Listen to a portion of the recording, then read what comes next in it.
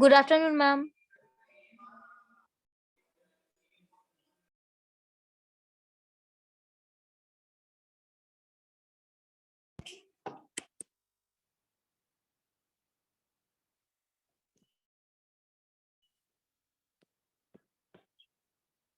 तो बच्चों आवाज आ रही है?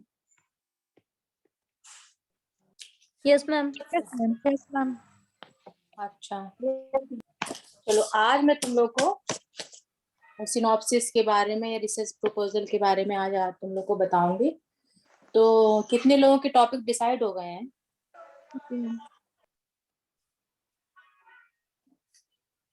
सब लोग के टॉपिक डिसाइड हो गए हैं?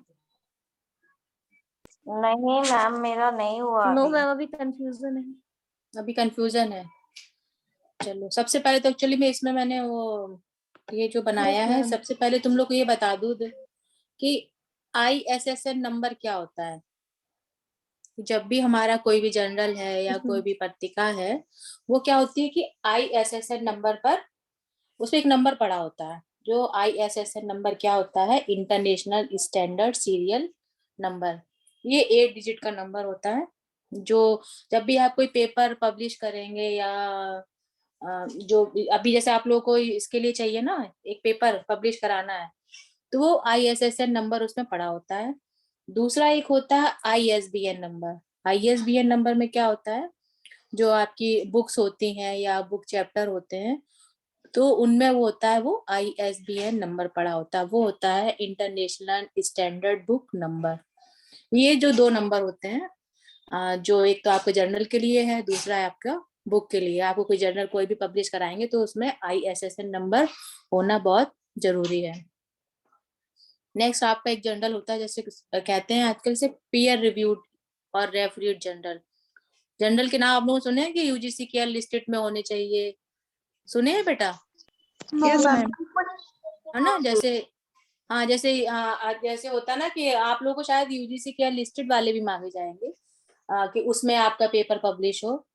तो UGC केयर लिस्टेड में कौन कौन से जर्नल है, और पीयर रिव्यूड और रेफरीड जर्नल हैं। तो पीयर रिव्यूड और रेफरीड जर्नल क्या होता है? ऐसे जर्नल होते हैं मतलब जिसमें कि वहां पर एक एडिटोरियल बोर्ड होता है उस सब्जेक्ट का, वो उसको चेक करता है, देखता है कि हाँ हम इस पेपर को पब्लिश कर सकते हैं नहीं करते हैं। उसकी एक तरह से क्या करते हैं, वो समीक्षा करते हैं, इवेल्युएट करते हैं। तो जो इस तरह के जर्नल होते हैं उनको हम पीयर रिव्यूड या रेफरीड जर्नल कहते हैं। तो आप लोग को कोई भी अगर एक पेपर अपना पब्लिश कराना होगा, तो आप अपना पेपर पीयर रिव्यूड और रेफरी जर्नल में या UGC केयर लिस्टेड में ही पब्लिश कराना, वही आप लोगों का मान्य होगा। ठीक है? कोई ऐसी गाइडलाइन आई है या कुछ ऐसा पता है आप लोगों को किसमें कराना है? No, ma'am. ऐसा कुछ नहीं बताया गया? नहीं मैम, अभी तक तो नहीं बताया गया। अच्छा, No, जैसे ma'am. हाँ, ज्यादातर आप लोग जो अपना पेपर पब्लिश कराना वो पीयर रिव्यूड और रेफरीड जर्नल होना चाहिए। और अगर UGC केयर लिस्टेड में कराओ तो वो तो और ही अच्छी बात है। तो ये जरूर ध्यान रखना जब तुम लोग अपना पेपर पब्लिश कराओगे। ठीक है? तो चलिए मैं ये जैसे बेटा मैं हाँ से कुछ कहना है? मैम एक क्वेश्चन था मैम। जैसे ये पेपर पब्लिश कराना, तो हम लोग को जैसे बहुत सारी है जनरल, एल्सेवियर है, स्पिल्जर है ना, UGC की भी कई है। तो अगर हमें बेटा पर्टिकुलर आवाज साफ नहीं आ रही। पीहू बेटा दरवाजा बंद करो, आवाज साफ नहीं आ रही, दोबारा बोलो। हम ये कह रहे हैं मैम कि बहुत सारे जनरल होते हैं, हाँ, ठीक है। जैसे स्पिल्जर हो गया, एल्सेवियर हो गया, है ना। और भी कई जनरल हैं जो हम लोग को अगर UGC से जो बताए जाएंगे, हम लोग को अभी बताया जाए कौन से जनरल में करना है, तो पर्टिकुलर मैम हम अपनी तरफ से अपने जनरल में जैसे हाँ इंटरनेशनल हाँ, आप अपनी तरफ से आपको जो पता हो आप उसमें करा सकते हैं। ठीक है? अच्छा पर वो ये मतलब UGC अप्रूव्ड होना चाहिए, ये चीज देखना। UGC अप्रूव्ड हो, पीयर रिव्यूड हो या UGC केयर लिस्टेड, इस तरह का आप उस पर जरूर ध्यान देना कि ऐसे होने चाहिए जो भी आप कुछ कराएंगे। ठीक है? नेक्स्ट बेटा क्या है कि जो भी आपको जो प्रपोजल बनाना है, सबसे पहले उसमें आपको क्या करना है, प्रपोजल आप जो भी बनाएंगे वो कैसा बनाएंगे कि आप प्रपोजल जो भी आप टॉपिक लेंगे पहले उसको बहुत अच्छे से सोच समझ लीजिए कि हम क्या टॉपिक लेंगे, और उस पे अगर हम कुछ क्या क्या वर्क होगा, कैसे वर्क होगा, उसका क्या डाटा मिलेगा, किस तरह के, वो सब चीजें आपको मिल जाएंगी कि नहीं। उसके पहले और उसका जो पिछला है, क्या क्या उसमें स्टडीज हो चुकी हैं और क्या स्टडीज उसमें होनी है, ये सब चीजें आपको बिल्कुल ध्यान में रखनी है। और क्या है, जो आपका ये जो प्रपोजल बनाना, ये अभी आपका क्या है, एक तरह का आपका मेंटल प्रोसेस है, ठीक है। केवल आपको सोचना है, आपको विचार करना है कि क्या प्लान करना है, क्या करेंगे।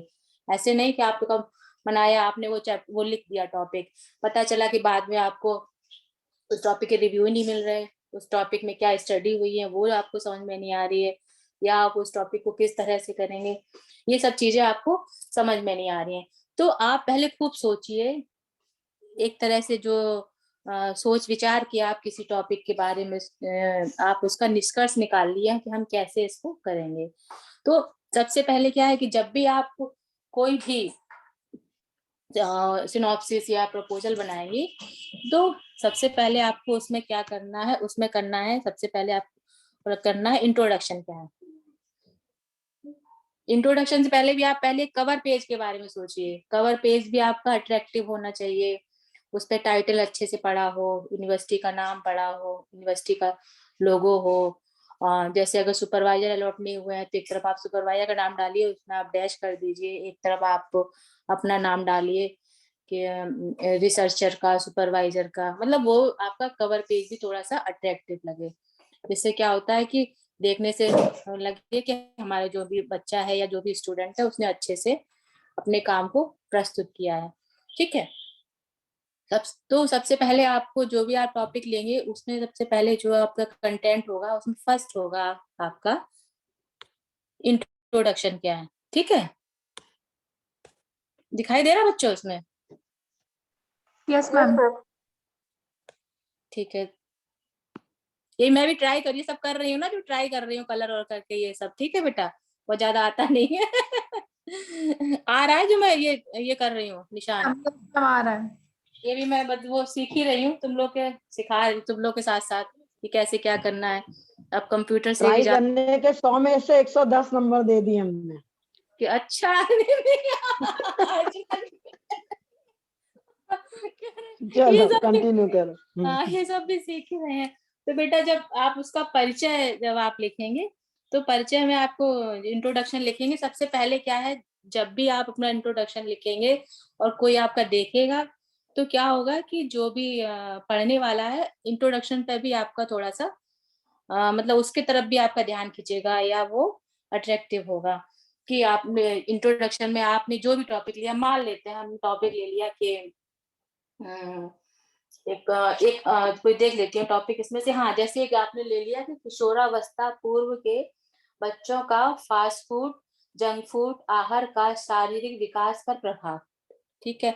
अब आपको क्या करना है, आपने किशोरावस्था के बारे में लिखोगे, थोड़ा वेस्टर्न जो फूड होते हैं उनके बारे में लिखोगे, फास्ट फूड के बारे में लिखोगे, न्यूट्रिशन के बारे में लिखोगे, फिर हमें इसकी आवश्यकता क्यों पड़ी, तो ये सब चीजें आपको इंट्रोडक्शन में आपको लिखनी है, ठीक है। तो जो भी आपने इंट्रोडक्शन लिया उसमें आप पहले जो आप उसका परिचय देंगी, फिर आप इंट्रोडक्शन में आप ये भी बताएंगी कि आपकी समस्या क्या है, क्या आप जो आप समस्या है, जो आपने टॉपिक लिया है वो क्यों लिया है, ये आप इंट्रोडक्शन में इस तरह का बताएंगी, ठीक है। फिर आपको जो नेक्स्ट जो इसमें आएगा कि है स्टेटमेंट ऑफ प्रॉब्लम या समस्या का विधान, या फिर कई कई भी लिखते हैं कि rational of the study, justification of the study, और मतलब इसकी क्यों आवश्यकता है इसकी।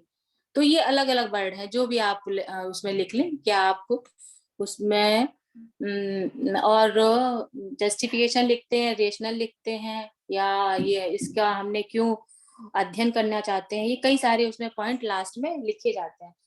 तो इसमें आपको सबसे पहले क्या करना है, इसमें आपको करना है कि जो भी आप जो काम करेंगे या जो भी आप उसमें प्रॉब्लम्स आई हैं वो आप लिखेंगे, और हम ये क्यों करना चाहते हैं आप उसके बारे में उसमें लिखेंगे। इसमें क्या है कि आप जो भी चीज लिखेंगे वो आप पहले भी आप जब भी कोई लिखेंगे तो आप पहले भी एक चीजों को रिव्यू कर लें। आप कहीं से जैसे आप नेट पे देख लें या कहीं आप किसी लाइब्रेरी में जाके देख लें। क्या होता है उसमें कुछ कुछ लास्ट में रिकमेंडेशन भी लिखी होती है कि रिकमेंडेशन में ये लिखा होता है कि अगर आप वो जो उनका टॉपिक है रिकमेंडेशन में लिखते हैं कि आगे ये काम हो सकते हैं, तो आप उस तरह का भी आप उसमें टॉपिक उससे भी आपको टॉपिक मिल जाएगा कि इन्होंने कहा है कि इसमें ये कार्य और होना चाहिए। ठीक है, फिर इसमें जो है हमारे उद्देश्य क्या है, पर्पज क्या है, उद्देश्य में क्या है, जो ये तो इसमें उद्देश्य लिखा है मैन है कि ऑब्जेक्टिव क्या है स्टडी का। ठीक है, तो आपने कोई भी अगर आपका जो टॉपिक लिया तो उसके ऑब्जेक्टिव क्या होंगे वो इसके अंदर लिखने हैं। जैसे मैंने अभी आपको टॉपिक बताया था किशोरावस्था पूर्व के बच्चों पर फास्ट फूड, जंक फूड, आहार का शारीरिक विकास पर प्रभाव। ठीक है, तो इसमें जैसे कुछ वो है ऑब्जेक्टिव, वो मैं आपको बताती हूँ क्या ऑब्जेक्टिव लिखते हैं।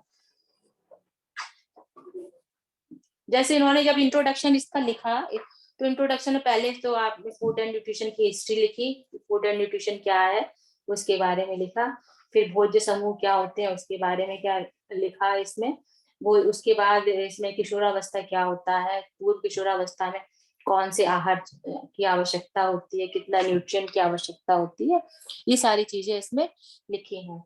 नेक्स्ट है इसमें कि आपको इस अध्ययन की उपयोगिता क्या हुई, ये इसमें अभी मैंने आपको बताया जो इंट्रोडक्शन में लिखा है। उसके बाद इसमें जो आपके आए हैं ऑब्जेक्टिव, फिर आप आया कि अध्ययन का उद्देश्य क्या है या ऑब्जेक्टिव क्या है। तो अध्ययन के उद्देश्य में इनका जैसे फर्स्ट वो था पूर्व किशोरावस्था के बच्चों का भोजन फास्ट फूड, जंक फूड ग्रहण करने से संबंधित शारीरिक विकास का अध्ययन। ठीक है, फिर है पूर्व किशोरावस्था के बच्चों का भोजन फास्ट फूड, जंक फूड ग्रहण करने से संबंधित बौद्धिक विकास का अध्ययन। पहले पॉइंट में उन्होंने लिखा है शारीरिक विकास का अध्ययन करना है और दूसरे पॉइंट में लिखा, दूसरा जो ऑब्जेक्टिव है उसमें लिखा है बौद्धिक विकास का। और जो तीसरा जो है वो उसमें उन्होंने किया हुआ जैसे आर्थिक और सामाजिक स्तर के हिसाब से शारीरिक और बौद्धिक विकास का अध्ययन। एक तो हो गया आपका सिंपल हो गया। अब जैसे जैसे उन्होंने कहा जैसे निम्न वर्ग है, उच्च वर्ग है, तो उनका भी क्या प्रभाव पड़ा है। एक पॉइंट है इसमें लिखा है कि जो विभिन्न आर्थिक सामाजिक वर्ग के लोग हैं उनके सामाजिक विकास और बौद्धिक विकास पर भोजन फास्ट फूड और जंक फूड का क्या प्रभाव हुआ है और क्या व्यक्तिगत परिवर्तन होते हैं और इनको किस तरह से लास्ट में है कि इनको किस तरह से हम बच्चों के शारीरिक विकास पर देख सकते हैं कि क्या इफेक्ट पड़ता है। तो ऐसे इसमें इन्होंने 6 ऑब्जेक्टिव लिए हुए हैं। ठीक है, फिर जब आप ऑब्जेक्टिव ले लिए क्योंकि अभी तो आपके पास कोई वो तो है नहीं कि डाटा है या रिजल्ट है, डिस्कशन है, ऐसा तो कुछ है नहीं, क्योंकि आपको सिनॉप्सिस बनानी तो केवल आपको केवल ऑब्जेक्टिव बनाइए। ऑब्जेक्टिव के बाद बेटा इसमें आपको क्या करना है, इसमें वो अभी ऐड नहीं है। ऑब्जेक्टिव के बाद आपको इसमें थोड़ा सा लिमिटेशन भी लिखनी है कि क्या लिमिटेशन है। ठीक है, तो जो भी आपको लिमिटेशन का मतलब है कि आप ऐसा अगर टॉपिक ले लें तो इसमें इन्होंने एक सबसे पहले लिमिटेशन लगाई कि पूर्व किशोरावस्था। फिर पूर्व किशोरावस्था के भी अलावा इसमें ये लिमिटेशन है कि कहाँ तक कितने लोगों का अध्ययन करना है, कितने लोगों के बारे में मतलब जानना है, एक संख्या उन्होंने उसको कर दी है। फिर नेक्स्ट है आपका इसमें है review and literature. Review and literature आपको लिखना है। रिव्यू एंड लिटरेचर क्या होता है, जितनी भी उसकी अगर आपकी स्टडी हो गई है, जितनी भी आपके उसके बारे में जो आप तरह तरह के जो रिव्यू हैं आप लाइब्रेरी में जाके पढ़िए, नेट से जो आप डिजिटल लाइब्रेरी आप उससे पढ़िए, नेट से पढ़िए, और जहाँ तक है अगर आप हो सके तो जैसे जहाँ भी लाइब्रेरी आप जहाँ भी जा पाए, जैसे अभी BHU है, लखनऊ है, CSA है, जो आपके आसपास जहाँ है वहाँ की लाइब्रेरी का थोड़ा सा कंसर्न करिए तो जिससे आप लोगों को थोड़ा सा समझ में आएगा कि हमें कैसे लिखना है और कैसे क्या करना है। फिर जो भी हम वो बना लिखेंगे उसमें हमें हाइपोथेसिस भी लिखनी है कि उसकी हाइपोथेसिस क्या है। जो मैंने अभी आपको टॉपिक बता रही थी, तो उसमें जो हाइपोथेसिस लिखी हुई है, तो जैसे हाइपोथेसिस उन्होंने लिखा है, पहली है पूर्व किशोरावस्था के बच्चों अर्थात किशोर किशोरियों का भोजन ग्रहण करने का शारीरिक विकास से कोई संबंध नहीं है, इनका पहला हुआ। फिर दूसरा लिखा कि पूर्व किशोरावस्था के बच्चों अर्थात किशोर किशोरियों का बौद्धिक विकास का भोजन फास्ट फूड जंक फूड ग्रहण करने का कोई संबंध नहीं है। इसी तरह से उन्होंने कई सारे वो बनाए हैं हाइपोथेसिस। तो आपको भी अपना जो भी रिसर्च या जो भी वो करेंगे तो आपको उसमें क्या करना है, हाइपोथेसिस लिखनी है। इसे कहेंगे हम शोध परिकल्पना हिंदी में जब आप उसमें करोगे। फिर आपको है मेथोडोलॉजी क्या है, कि क्या प्रोसीजर है, क्या मेथड है। मेथड्स में आपको क्या करना है कि ये लिखना है कि आप वो करेंगी कैसे, किस तरह से आपको जो आप करेंगी वो आप अपने क्या कहते हैं आंकड़े कहाँ से लेंगी, आपको ये लिखना होगा।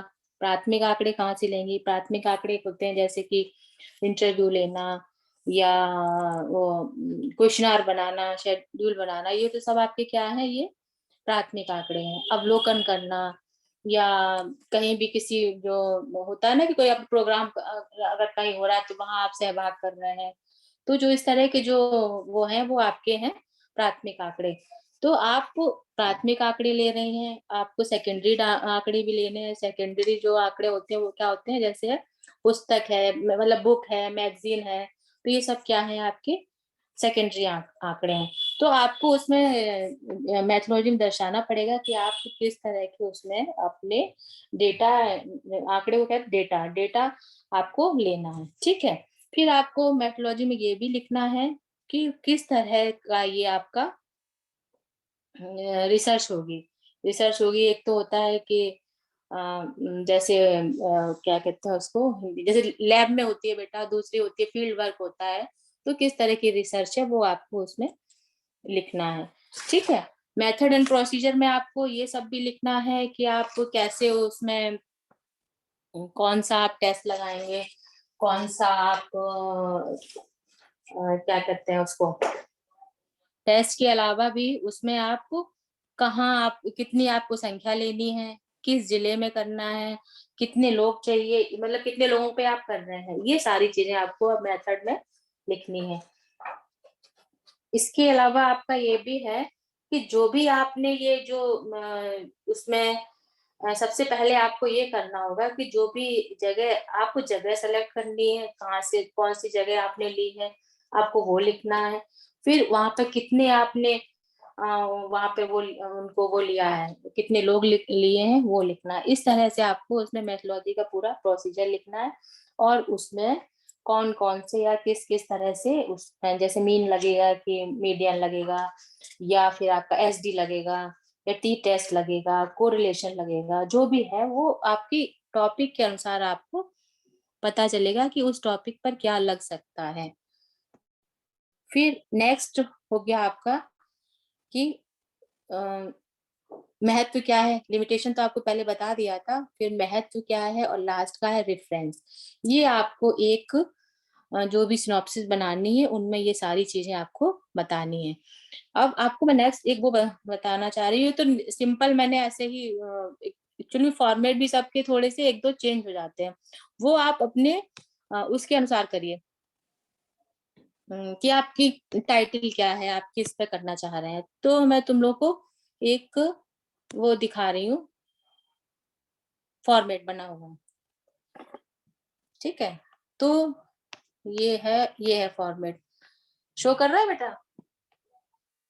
Yes ma'am. तो ये एक हाँ ये एक सिनॉप्सिस का एक फॉर्मेट है। तो ये जो है ये है मेरे ख्याल से, उसमें मुझे पूरा टॉपिक इसका याद नहीं आ रहा, डिसेबल चाइल्ड पे, जितने भी डिसेबल चाइल्ड होते हैं उसका ये सिनॉप्सिस बना हुआ है। तो जैसे सिनॉप्सिस सबसे पहले इसमें देखो इंट्रोडक्शन लिखा हुआ है, ठीक है, जो पहला चैप्टर है। एक चीज ये भी ध्यान रखना है कि जो भी आप सिनॉप्सिस बनाएंगे वो 8-9 मतलब 10 से तो ऊपर जानी ही नहीं चाहिए पेज। ठीक है, 8-9 के अंदर ही रखनी है। और जो भी आप अपनी बात कहेंगी बहुत ही मतलब ब्रीफ, अच्छे से अच्छे शब्दों में आप उसमें लिखेंगी और एकदम ब्रीफ भाषा करेंगी और स्पष्ट होने चाहिए जो भी शब्द लिखोगी। ठीक है, तो ये जो टॉपिक है इसमें देखो सबसे पहले जो है ना क्या है, इंट्रोडक्शन लिखा हुआ है। इंट्रोडक्शन में आप देखो सबसे पहले इन्होंने क्या देखो, डिसेबल चाइल्ड है तो डिसेबल चाइल्ड के बारे में इसमें लिखा हुआ है इंट्रोडक्शन में। फिर है आपको आप फैमिली के बारे में और जो सिबलिंग्स के बारे में लिखा हुआ है, बच्चों की पर्सनैलिटी के बारे में लिखा हुआ है। तो ये आपका जो है सब इंट्रोडक्शन में लिखा है। फिर जैसे आगे भी देखिए क्या क्या ये वाला जो पॉइंट है इसमें, ये भी चाइल्ड के बारे में पूरा ये सब चीजें इसमें इंट्रोडक्शन में आपको लिखनी है। डिसेबल चाइल्ड के बारे में आपको उसमें जो आपका फर्स्ट है इंट्रोडक्शन में आपको लिखना है। ठीक है, नेक्स्ट जो आएगा उसमें आएगा आपका, ये आपका वहीं तक इंट्रोडक्शन तक था, rational of the study. Rational जैसे तुम लोग को बताया था, जैसे जस्टिफिकेशन ऑफ द स्टडी है, या इसकी क्यों आवश्यकता पड़ी, इसकी क्या उपयोगिता है, क्या औचित्य है, ये आपका उसमें लिखना है। पहले आपने इंट्रोडक्शन लिख लिया, फिर आप रेशनल ऑफ द स्टडी लिखना। रेशनल ऑफ स्टडी को हिंदी में वो कहते हैं शोध अध्ययन का औचित्य, क्या औचित्य है इसका। तो अगर ये आपकी जो, जैसे आपने कोई भी टॉपिक लिया, जैसे किशोरावस्था का मैंने आपको बताया था उदाहरण, या हम अगर और भी कोई टॉपिक ले लें, जैसे कि कंज्यूमर पे कोई टॉपिक ले लें, या हम कोई उस पे जॉब पे ले लें, किसी की जॉब सेटिस्फेक्शन पे ले लें, तो आप कोई भी लेंगे तो हम क्यों लेना चाहते हैं, तो उसका आपको एक तरह से क्या औचित्य है या क्यों इसकी जरूरत पड़ी वो आपको उसमें बताना है। ठीक है, तो नेक्स्ट आपने जब ये लिख लेंगे इसमें रेशनल ऑफ द स्टडी, फिर रेशनल ऑफ द स्टडी के बाद आपके क्या आएंगे, ऑब्जेक्टिव। ये ऑब्जेक्टिव आए, ऑब्जेक्टिव आपको जैसे फर्स्ट ये आया, सेकंड ये है, थर्ड ये तीनों आपके ऑब्जेक्टिव हैं। ठीक है बेटा, आवाज आ रही है बच्चों? यस मैम, आ रही जी है। मैम, जी मैम, आ रही है। ये 3 ऑब्जेक्टिव है, लेकिन आपको अगर पीएचडी के उससे बनाए तो कम से कम 6 ऑब्जेक्टिव तो बनाइए। ठीक है, ये पीएचडी में अब 6 ऑब्जेक्टिव बनाइए, फिर उसी के अनुसार आपको और भी आगे वो काम करने पड़ेंगे कि किस तरह से आपको इंटरव्यू शेड्यूल बनाना है, किस तरह से क्या करना है। लेकिन आपको क्योंकि अभी वो सिनॉप्सिस ही बनानी है, तो उसमें आपको ये ऑब्जेक्टिव उसमें लिख देंगे। नेक्स्ट उसके बाद आपको लिखना होगा रिव्यू ऑफ लिटरेचर। ठीक है, रिव्यू ऑफ लिटरेचर लिखेंगे। रिव्यू ऑफ लिटरेचर अगर आप लिखोगे तो इसमें तो वैसे लिखेंगे, लेकिन आप रिव्यू ऑफ लिटरेचर आप कभी भी लिखिए, या तो आप ईयर वाइज लिखिए, ईयर वाइज का जैसे मतलब 2000 आया, फिर आप यहाँ पे 2000, फिर 2001, 2002, 2003 आप ऐसे लिखिए, या फिर आप अल्फाबेटिकली लिखिए। वैसे ज्यादातर आप ईयर वाइज लिखिए जो भी है, कि जैसे आपका अगर पहला रिव्यू हुआ आपका जैसे 1993 में हुआ, फिर दूसरा कोई आ गया 19 वो क्या कहते हैं उसको 1999 आया, तो उसके बाद आया, तो आपको बिल्कुल ऐसे ही सीरियल में आपको रिव्यू लिखने हैं। रिव्यू की रिव्यू लिखने का भी एक तरीका होता है, ऐसा नहीं कि आपको कहीं वो आपको मिल गया कहीं 78 का 1978 का, कहीं आपको मिला 2003 का, तो आपने पता चला 2003 का पहले लिख दिया 78 का, तो बिल्कुल नहीं सही लगेगा। अब या तो आप अल्फाबेटिकली लिखिए या फिर आप ईयर वाइज लिखिए रिव्यू ऑफ लिटरेचर में। और आपको रिव्यू लिटरेचर में एक और चीज करनी है कि ये तो आप इसमें लिखेंगे, लेकिन अगर आप उसमें जब आपकी थीसिस में आपको रिव्यू ऑफ लिटरेचर लिखना है, तो वो भी आपको जो आपने ऑब्जेक्टिव ली है उसी के अनुसार अगर आप रिव्यू ऑफ लिटरेचर लिखेंगे, तो आप एक हेडिंग हेडिंग आपने डाली, मतलब जो आपका फर्स्ट ऑब्जेक्टिव है उसकी हेडिंग डाली, फिर उससे संबंधित आप रिव्यू लिटरेचर लिखिए। फिर सेकंड डाली तो आप उससे संबंधित रिव्यू ऑफ लिटरेचर लिखिए, तो आपको इसमें थोड़ी सी आसानी रहेगी। और जब भी आप रिव्यू ऑफ लिटरेचर लिखें तो सबसे पहले आप ध्यान रखें कि आप जहां से आपने देखा उसका रेफरेंस जरूर लिख लें, क्योंकि अगर आपने रेफरेंस नहीं लिखा तो फिर बाद में आपको ढूंढने में बड़ी दिक्कत होगी। माना कि आपने कोई कहीं आप लाइब्रेरी में कहीं आपने रिव्यू लिख लिया उसकी स्टेट, फिर आप उस लाइब्रेरी के उस बुक का नाम, उसका पेज नंबर और उसका पब्लिकेशन, वो सब चीजें आप उसमें जरूर लिखिए। और ये अगर आप लोग चाहो तो रिव्यू कार्ड आता है, अब अभी भी आते होंगे, पहले उस समय आते थे, तो ये जैसे रिव्यू कार्ड भी आते हैं, वो आप जब भी आप कहीं रिव्यू लिखिए, आप नाम जैसे जिसका लिखा, फिर उसके बाद ईयर, फिर आपने पूरा रिव्यू लिख लिया, वो आप जब भी आप जाइए तो उन्हीं पे लिखिए। फिर आपको क्या होगा, वो एक सिस्टमेटिक ढंग से लगाने के लिए आसान हो जाएगा। अभी तो आप कहीं भी लिखते जाइए, फिर आपने अगर ईयर वाइज आपको लगाना है तो आप ईयर वाइज उसको क्या कहते सिस्टमेटिक ढंग से लगाते जाइए, और अगर आपको वैसे लिखना है क्या कहते हैं अल्फाबेटिकली, तो आप उसके अनुसार लगाते जाइए। तो आप इस तरह से ये सारे रिव्यू ऑफ लिटरेचर लिखते जाएंगे। और लिखते समय जब भी आप लिखेंगे रेफरेंस का जरूर ध्यान रखेंगे कि कहाँ से लिखा है। नेट से लिखा है तो आप वहां का लिखिए, किसी बुक से लिखा हुआ तो वहां का लिखिए, किसी थीसिस का लिखा हुआ है तो आप वहां से लिखिए। तो आप इस चीज का जरूर ध्यान रखिएगा। दूसरा ये जैसे बच्चों से रिव्यू ऑफ लिटरेचर का हुआ है, तो जैसे आपने इंट्रोडक्शन में भी अगर कोई कहीं का वो लिखा, मतलब किसी साइंटिस्ट के बारे में लिखा या उसकी परिभाषा लिखी किसी की, तो आप नाम डाल के उनके बारे में आप लिखेंगे अगर आपने इंट्रोडक्शन में लिखा। और ये अब आजकल जितने भी नए वो मतलब लिखने का तरीका भी आने लगा है, जैसे कि अगर किसी ने रिव्यू ऑफ लिटरेचर आपका लिखा, जैसे ये वाला लिखा क्या रिव्यू ऑफ लिटरेचर, इसके बाद क्या करते हैं यहाँ एक नंबर 1 डाल देते हैं। इस तरह से भी लिखा जाता है, नंबर 1 आपने डाला, फिर क्या किया रेफरेंस में आपको ये नंबर 1 पे ही आपको इसका रेफरेंस मिलेगा। एक तरीका ये भी है। दूसरा, माना जो आपका नेक्स्ट कोई लिखना जो लिखना था, तो आपने अगर ये लिखा रिव्यू लिखा, इस पे आपका कोई नंबर, मतलब ये नंबर 1 यहाँ है, यहाँ पे नंबर 2 आ जाए। अगर ये आपका नंबर 2 हो गया, फिर आपका रेफरेंस में ये नंबर 2 पे आप जब पीछे रेफरेंस लिखेंगे, कोई इस नंबर से देखेगा कि 2 नंबर का पॉइंट है, उस पर देखें ये रेफरेंस कहाँ लिखा है। एक तरीका ये भी है। तो आप इसको इस तरह से भी कर सकते हैं। नेक्स्ट, जब आप रिव्यू ऑफ लिटरेचर उसमें लिख लेंगे, फिर उसके बाद आपको करना है क्या, प्लान ऑफ वर्क, या फिर हम इसको कहेंगे मेथोडोलॉजी भी कहते हैं। ठीक है। और फिर आप उसको प्लान ऑफ वर्क करेंगे। फिर आपने प्लान ऑफ वर्क में सबसे पहले आपको क्या करना है, ये आपको वहाँ की एरिया लिखना होगा। एरिया जैसे इसमें लखनऊ का लिखा हुआ है, तो आप जहाँ का भी एरिया लें, अगर कोई फैजाबाद का है, आजमगढ़ का है, या लखनऊ का है, कानपुर का, वो आपको सबसे पहले एक एरिया लिखना होगा। एरिया लिखने के बाद आपको क्या करना है, सिलेक्शन ऑफ रिस्पोंडेंट, कि आप उसमें कितने लोगों का इंटरव्यू लेंगे या कितने लोग आप उसमें सेलेक्ट करेंगे। सेलेक्ट करने में भी आपको क्या लिखना है, उसमें आपको लिखना है कि आपने, एक तो होता है आपने पर्पजली किया, एक होता है आपने रैंडमली किया कहीं से कहीं। तो आप अगर अपना एरिया कोई भी लेते हैं तो वो आपका क्या हो जाएगा, पर्पजली। ठीक है।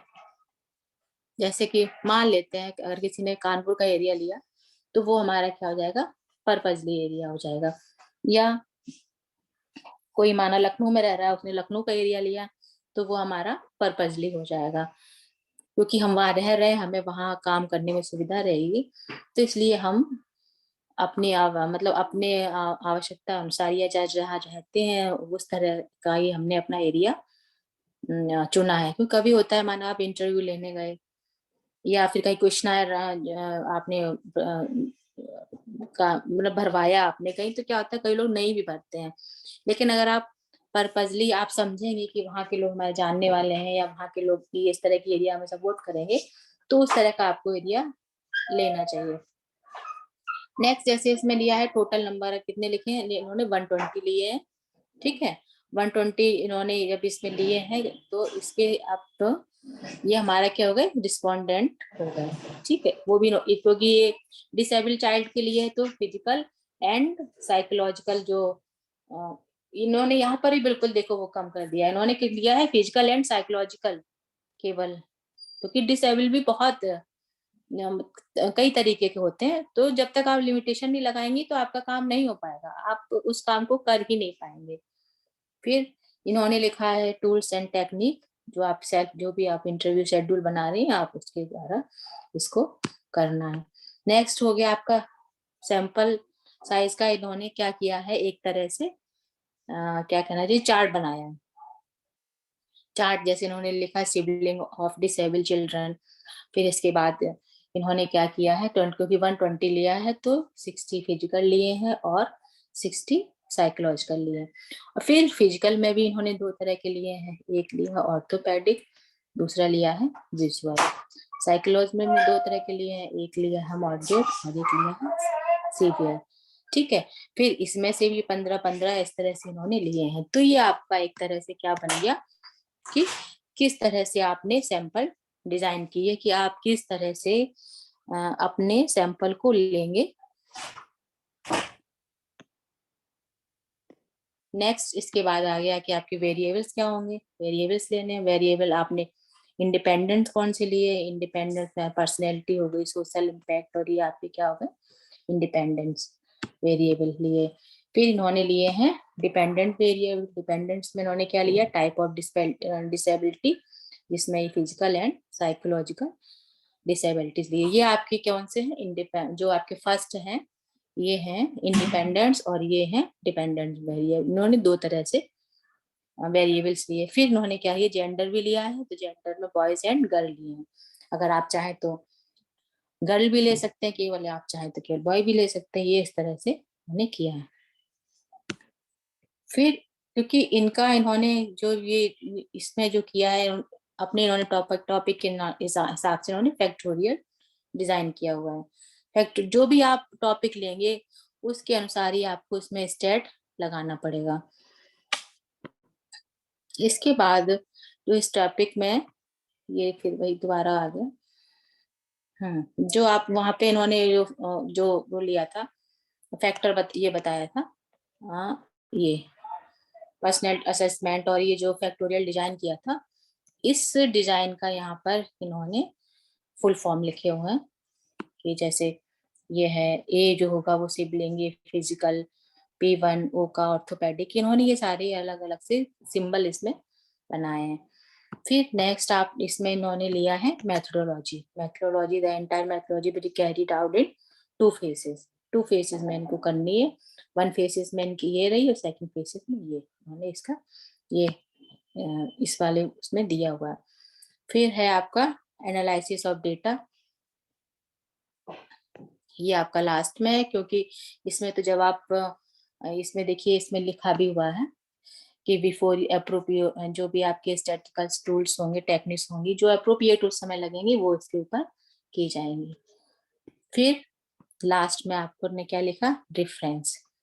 ठीक है, ये आपका है रेफरेंस।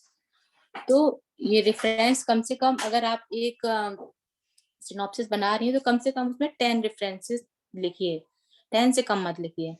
ठीक है, ज्यादा ही लिखिए तो ठीक है, वैसे 10 से तो कम बिल्कुल मत लिखिए। सब बच्चों जो भी होंगे लास्ट में उनको रेफरेंसेस ये लिखने हैं।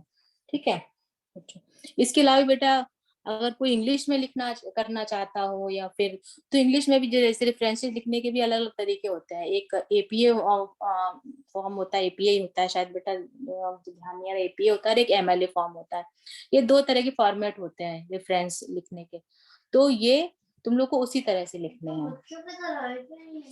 फिर आपको इसमें ये आपके जो इतना हुआ है इस समझ में आया बच्चों? ये बताओ पहले, ये तुम लोग का एक मतलब प्रारूप था सिनॉप्सिस का। यस मैम, समझ में आया, स्टेप बाय स्टेप, मतलब बहुत अच्छे से समझ में आया मैम। नहीं और कुछ अगर तुम लोग को इसमें अभी मैं और भी आगे बता रही हूँ और दूसरी तरीके के, तो ये बताओ ये स्टेप और स्टेप जो मतलब एक तरह का ये सिनॉप्सिस है वो तुम लोग को समझ में आ गई कि नहीं आ गई? यस मैम, मैम बहुत अच्छे से एक्सप्लेन किया है आपने, बहुत अच्छे से समझ में आया है।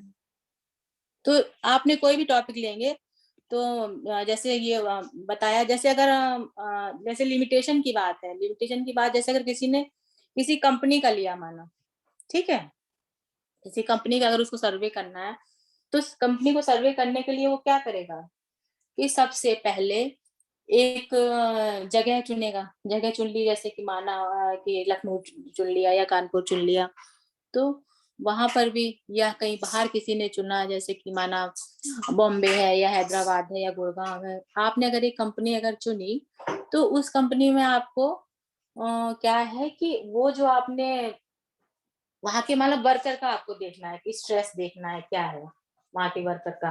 तो अब आप कंपनी तो बहुत होती है, तो आपने कंपनी तो चुन ली, तो फिर उसके बाद आपको क्या करना है कि उसमें से भी अगर आपने देखा कि हमें केवल आईटी की चुननी है, ठीक है, आईटी की चुननी है, आईटी की भी चुन ली, आईटी की चुनने के बाद आपको क्या करना है, आईटी की तो बहुत है, बहुत कंपनियां होती हैं, फिर उसमें से भी आपने कुछ कंपनियां छांट ली, कुछ में जैसे माना आपने विप्रो का लिया या एचपी ले ली या एचसीएल ले लिया, तो आपको ये करना है मतलब विप्रो और हमने एचसीएल ले लिया या फिर हमने एचपी ले ली, तो आपका क्या है एक तरह से बन गया। अगर आपने टॉपिक में ऐसे ही छोड़ दिया, कोई लिमिटेशन नहीं लिखी, फिर क्या होगा, फिर आप उसकी स्टडी उतने अच्छे से नहीं कर पाओगे, फिर आपको स्टडी करने के लिए क्या है कि बहुत ज्यादा वो करना पड़ेगा, मतलब उसको आप समेट ही नहीं पाओगे, हम ये भी करना है, हमें वो भी करना है, तो कोई भी आप करने के लिए आपको उसको बाउंड करना पड़ेगा, ठीक है। इसके मैं आप लोगों को कुछ ऐसे एक दो टॉपिक बताती हूँ, तो जैसे उसमें क्या वो लिखे हैं ऑब्जेक्टिव, जैसे एक टॉपिक है impact of environmental factor of stress on work and family activities of women of Kanpur city, ठीक है, ये टॉपिक है। तो इस टॉपिक में जो वो लिए गए हैं ऑब्जेक्टिव, वो मैं आपको बताती हूँ। इसमें ऑब्जेक्टिव है, फर्स्ट है to study the environmental stress factor which affect the working of women, ठीक है। नेक्स्ट है इसमें एक to study the effect of stress on work and family activity. Next है to study the relationship between socio-economic status and the level of stress। फिर next है to find out the various dimension factor which influence the satisfaction of job slash home. फिर इसके बाद एक next है to prepare a feedback of ways of means of women to overcome major stress. तो ये क्या है, ये जो टॉपिक था उसके इन्होंने ऑब्जेक्टिव लिए, फिर इसमें हाइपोथेसिस भी लगी बनी हुई है कि क्या इसमें हाइपोथेसिस लेना है और किस तरह से काम करना है। तो इसमें जैसे मैं इसकी हाइपोथेसिस भी बता देती हूँ। हाइपोथेसिस है the level of stress in higher in working women then non working women.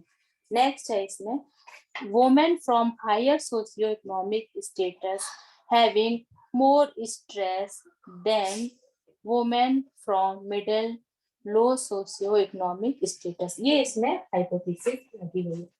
तो अब इसमें जैसे अगर किसी ने इसको किया है या इसके या जो कानपुर सिटी के उसमें लिया है, तो सबसे पहले इन्होंने क्या किया है कि सिलेक्शन ऑफ वर्ड। अभी मैथोलॉजी है तो आपने इसमें सबसे पहले क्या करोगे, आपने वर्ड का सिलेक्शन किया, इन्होंने फिर चक का सिलेक्शन किया कि किस चक में लेने हैं, ये सब चीजें आपको वैसे डाटा मिल जाते हैं। जैसे अगर किसी परपजली आपने लिया, परपजली जैसे लिया आपने, कानपुर का ही ले लेते हैं उदाहरण कि हमने ले लिया कल्याणपुर ले लिया, तिलक नगर ले लिया या अशोक नगर ले लिया या हमने जवाहर नगर ले लिया या हमने कहीं गुजियानी ले लिया। तो इस तरह से आपको पर्पजली आपने एरिया इसके सेलेक्ट कर लिए, और एरिया सेलेक्ट करने के बाद आपने क्या किया कि आपको जो भी आपने सैंपल लिया, सैंपल माना हम मान लेते हैं आपने 300 लोगों का लिया है, तो 300 लोगों को आपने जो जो एरिया सेलेक्ट किए हैं, कहाँ कहाँ से किए हैं, तो वो आपको फिर उसमें से बांटने पड़ेंगे कि किस एरिया में हमने कहाँ से लिए हैं। तो इस तरह से आपको मैथोलॉजी में करना होगा। जो भी शेड्यूल बनाया होगा वो आप बताएंगे क्या शेड्यूल बनेगा। तो ये आपका जो हो गया क्या हो गया मैथोलॉजी, तुम लोग बता ही चुके हैं। मैथोलॉजी में जो आप टॉपिक लेंगे उसी के अनुसार उसमें स्टेप लगेगा या उसी के अनुसार उसमें कोई भी आगे काम पता चलेंगे कि हमें इसमें क्या करना है, ठीक है। नेक्स्ट जो आपको हम कुछ एक वो बता देते हैं, कुछ लिंक बता देंगे, उस लिंक्स पे जाके अगर आप देखोगे तो वहाँ बहुत सारी वो हैं थीसिस हैं ऑनलाइन वाली, तो आप उसको रिव्यू करिए, उसको पढ़िए और उसको देखिए, उसको समझिए कि उन थीसिस में क्या लिखा हुआ है। तो अब ये बताओ बेटा, ये तो केवल वो था आपका जो प्रारूप था कि किस तरह से लिखनी है।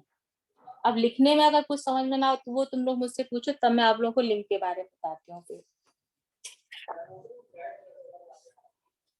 बताओ कोई। मैम एक क्वेश्चन था। हाँ मैम प्रपोजल हम इंग्लिश में ही लिखना कंपलसरी है मैम? नहीं हिंदी नहीं में भी लिख नहीं नहीं, हिंदी में भी लिख सकती हो आप। हिंदी में लिखो, Okay. इंट्रोडक्शन को आप हिंदी कर लो, परिचय हो गया। नहीं मैम, जैसे ओवरऑल थीसिस या फिर प्रपोजल हम लोग हिंदी में लिखें तो कोई दिक्कत तो नहीं है ना? नहीं नहीं, कोई दिक्कत नहीं है। चलो में जी क्या होता मैम। है, जब हिंदी और वो पढ़ो ना बेटा, हिंदी इंग्लिश जब एक साथ, तो हिंदी में थोड़ा मैम कठिन हिंदी को एक्सप्रेस करना थोड़ा मतलब इजी लगता है, ऐसा कुछ कह हाँ सकते हाँ हैं, नहीं मदर टंग बिल्कुल, लैंग्वेज से। आप सब हिंदी में लिखिए। जी मैम। ये सब चीजें आपकी हिंदी में कन्वर्ट हो जाएंगी। हाँ यस ठीक है, मैम, वही मैं बोल है ना। रही थी। जो मैंने अभी आप लोगों को पहले बता दी थी ना, तो उसको देखो, इंग्लिश को अगर हिंदी में कन्वर्ट करने लगो ना, तो थोड़ा सा वो शब्द चेंज हो जाते हैं। जी मैम। आप उसमें अगर वैसे करो तो जब हिंदी लिखो तो हिंदी बिल्कुल आपकी एकदम शुद्ध रहती है। और अगर आपकी जैसे इंग्लिश के वर्ड हैं, फिर उनको आप हिंदी में कन्वर्ट करो तो थोड़ा सा सेंटेंस वैसा हो जाता है, गड़बड़ा सा जाता है। यस तो मैम। पहले वाला जो, इसीलिए मैंने आपको हिंदी इंग्लिश दोनों में करके जो अभी आपको बताया था, दोनों में जी करके मैम। था।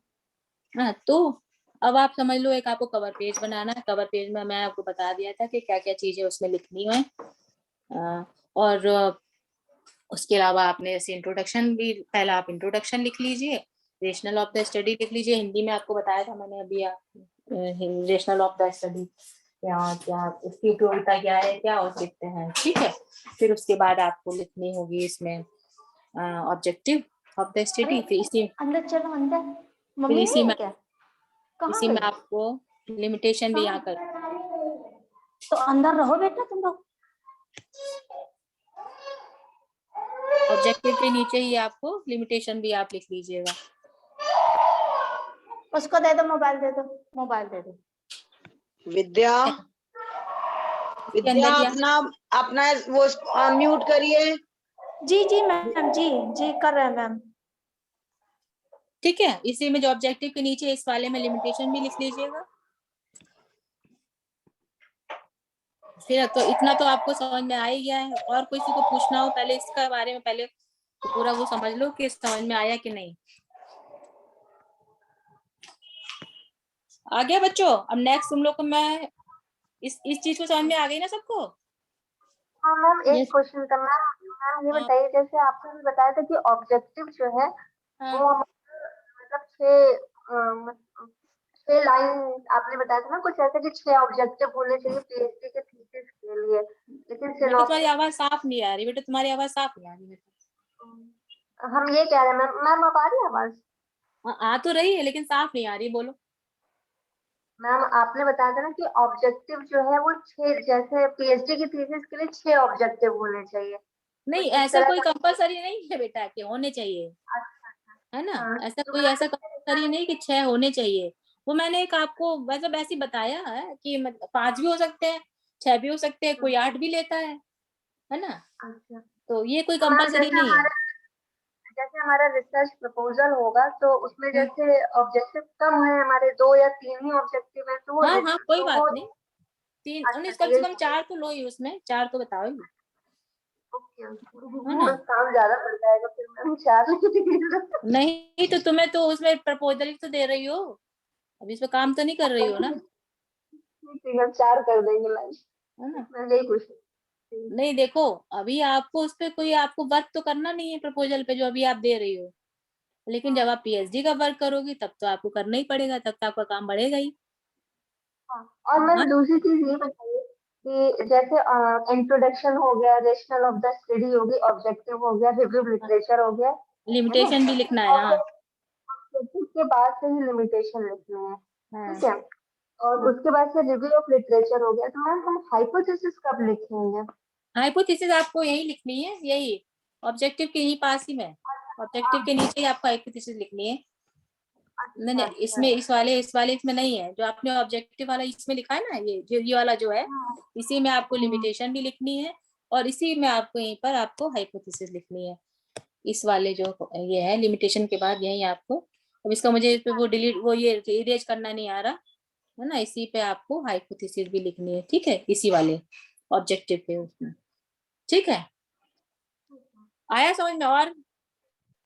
और इसके बाद फिर आपको ये तो चीजें समझ में आ ही रही होंगी सारी चीजें, फिर प्लान ऑफ द वर्क है और क्या कहते हैं आपका जो मेथोडोलॉजी है वो आगे आपको आ गई होगी, और फिर आप मेथोडोलॉजी आ गई, डाटा ऑफ एनालिसिस है, रिजल्टेंट डिस्कशन है, ये सब चीजें तो सब बात की है, जब आप वर्क करेंगे तो उसके अनुसार ही आपको काम करना होगा, ठीक है, तो ये सब चीजें आपकी बात की चीजें हो गई है। मैम एक क्वेश्चन हाँ। पूछना था मुझे। हाँ पूछो। मैम अभी आपने बताया जैसे रेफरेंसेस हम लोगों को एपीए या एमएलए फॉर्म में लिखने हैं, तो हाँ। मैम कैसे लिखेंगे ये समझ में नहीं आया मुझे। हाँ एपीए मैं दिखा रही हूँ, मैं बता रही हूँ तुम लोग को, एक सेकंड रुको।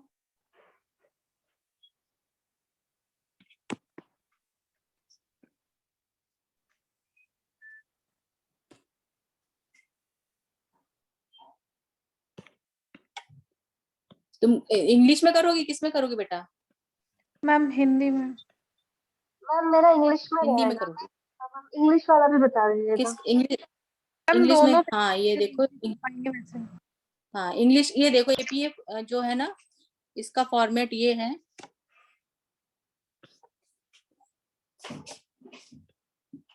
मैं तुम लोग को ऐसा करूंगी, इसकी लिंक भेज दूंगी, ठीक है? जी मैम। ठीक है बेटा, एपीएफ फॉर्मेट और इसकी जी मैम। भी जो दोनों फॉर्मेट कैसे लिखे जाते हैं, देखते उसमें आ रहा है ये पूरा कि नहीं। और जो भी आप अगर ये टॉपिक लिखेंगी, आप टाइम्स रोमन में लिखिएगा, 12 फॉन्ट पे लिखिएगा, और इसमें नहीं आया अभी बेटा, अभी आ रहा था इसमें निकले, और आपको उसमें जो हेडिंग होगी वो 14 में लिखिएगा, 14 में, ठीक है? ये चीज आप थोड़ा सा उस पर ध्यान दीजिएगा। ये दे रहे हैं इसमें एपीए फॉर्मेट वाले, लेकिन जो एकदम लाइन से होंगे ना, वो मैं आप लोगों को उसकी लिंक भेज दूंगी, जी ठीक है मैम। बच्चों? अब मैं आपको इसके बाद एक वो बताती हूँ कि एक लिंक है जिसमें बहुत सारी इस पे थीसिस है ऑनलाइन। नहीं गड़बड़ हो गया।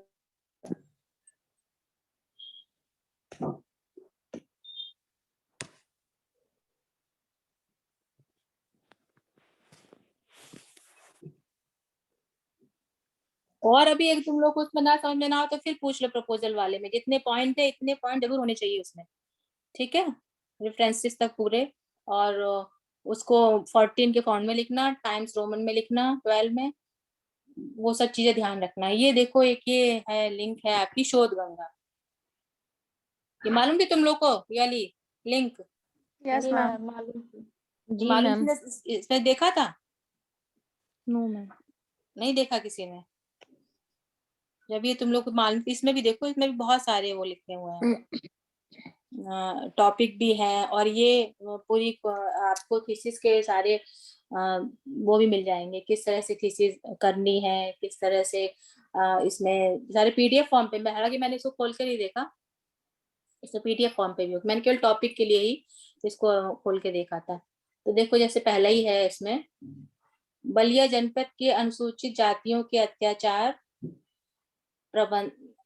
प्रबंधन का विश्लेषणात्मक अध्ययन एवं उनकी समस्याओं का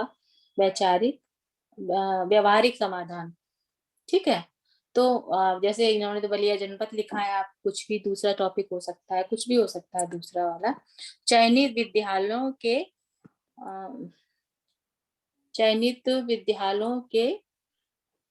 क्या लिखा है, क्या लिखा है इन्होंने, के माध्यम से छात्रों के माध्यम से, छात्रों के माध्यम से स्वास्थ्य संवर्धन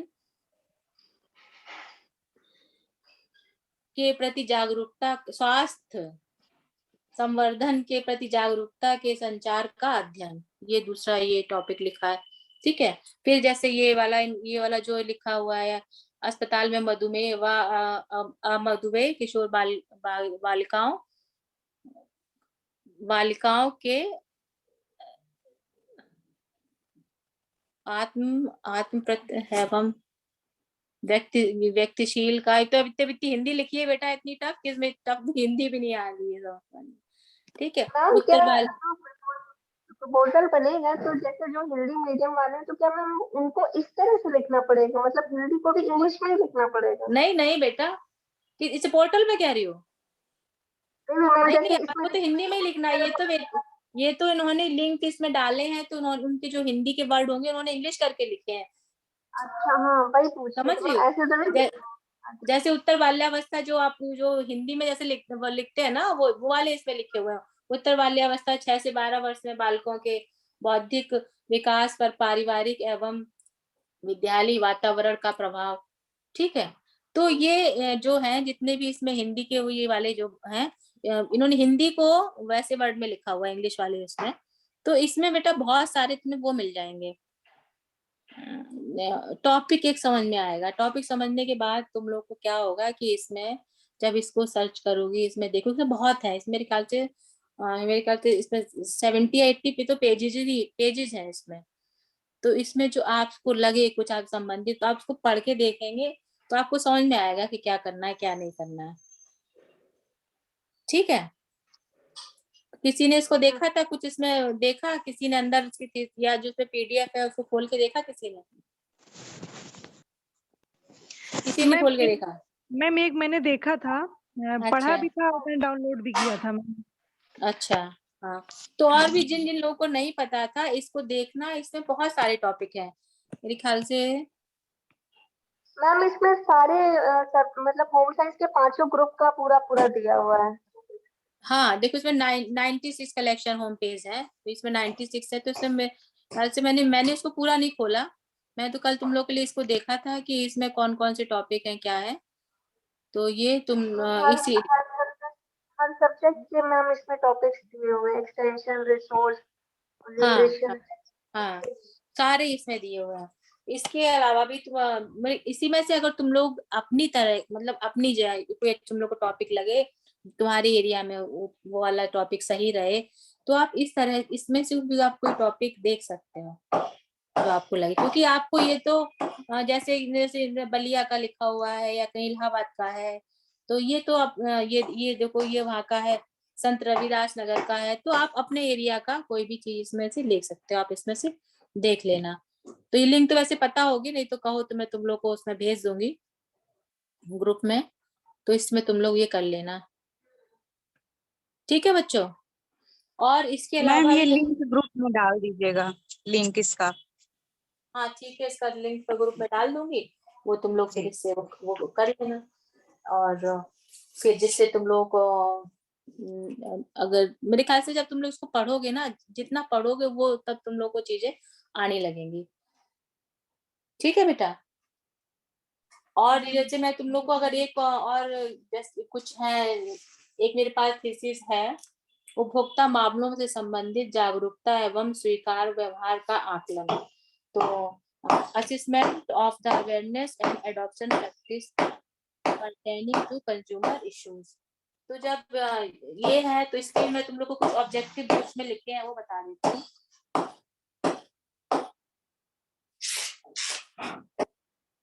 तो जैसे इसमें ऑब्जेक्टिव लिखा है, सबसे पहले है कि to know the socio economic profile of the respondent, ये तो आपका जनरल ऑब्जेक्टिव है। नेक्स्ट है इसमें to assess the awareness and adoption practices of the respondent pertaining the consumer issues। फिर इसके बाद नेक्स्ट है to find out the consumer purchasing practice of selected durable and non durable goods. To find out the problems regarding purchasing of durable and non durable goods. To suggest the measures of improve awareness of consumer issues. आवाज आ रही बेटा कि वो उस तरह से खटखट की आवाज आ रही है? जी मैम आ रही है आवाज। एक्चुअली में काम चल रहा है, ऊपर काम चल रहा है तो मुझे लग रहा है उसकी कुछ ज्यादा आवाज आ रही है। फटफट चल। और इतना आ गया ना बच्चों, अब बताओ तुम लोग और कुछ समझ में नहीं आया? मैम आ रही टॉपिक है। जितने भी आपको देखना होगा आप इस वाली लिंक में भेज दूंगी, इसमें कई तरीके के टॉपिक है, वो आ गए। ठीक है बेटा, अब इसको मैं करती हूँ। जी अगर मैम जितने पॉइंट्स आपने बताए हैं हाँ पूरे पॉइंट्स के हिसाब से रिसर्च प्रपोजल बनाया जाए तो मैम पूरे पॉइंट्स से तो ये 10 पेज से कम का रिसर्च प्रपोजल नहीं होगा ये। तो मैम क्या रिसर्च प्रपोजल इतने बड़े हम लोग बना सकते हैं? रिसर्च प्रपोजल का तो एक लिमिटेशन होता है ना, अपने यहाँ तो 5000 वर्ड का है सिर्फ।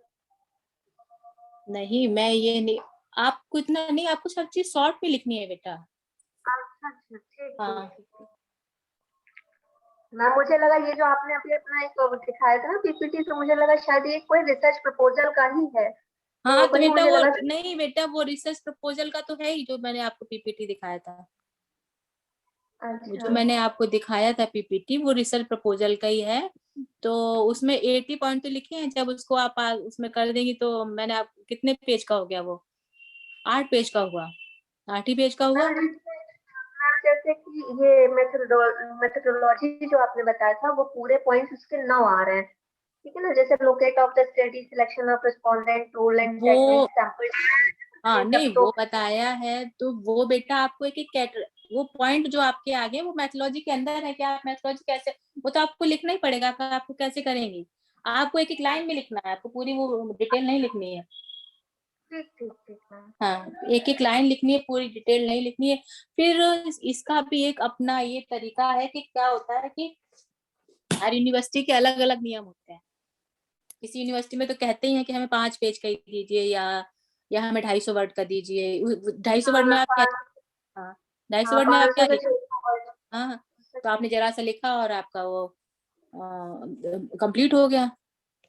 तो ये भी हर यूनिवर्सिटी का अलग अलग है बेटा, कि आपको ऐसा नहीं कि जैसे ही वो कि आपने किसी का देख लिया, उसका पता चला कि 2 ही पेज का है, किसी ने आपको 4 पेज का लिखा, किसी ने 8 पेज का लिखा।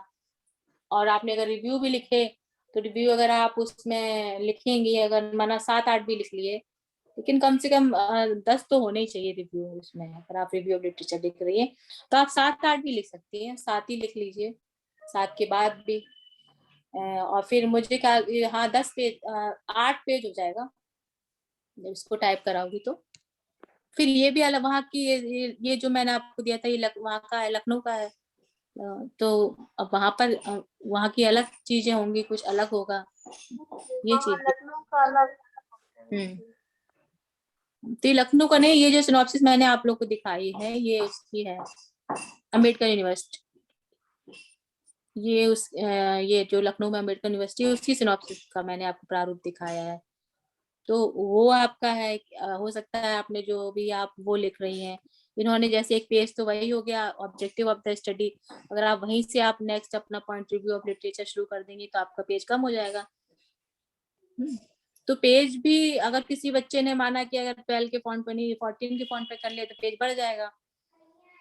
तो इसीलिए अगर आप जो भी वो जो रिसर्च पेपर भी होते हैं या जो ऑनलाइन भी जो पब्लिश होते हैं तो वो ज्यादातर 12 के फॉन्ट पे मांगते हैं, 12 और टाइम रोमन्स के फॉन्ट पे मांगते हैं, उसी पे आपको देना होता है।